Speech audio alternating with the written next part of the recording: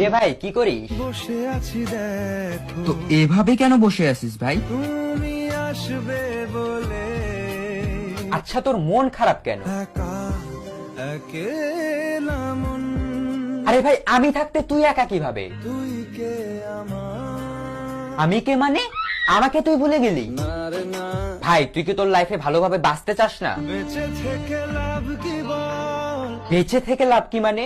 মরে গিয়ে তুই কি করবি? তারা হয়ে চলে যাব হ্যাঁ আরো? পাখি হয়ে ধরা দেব ভাই তুই চেষ্টাটা কি করছিস বলতো?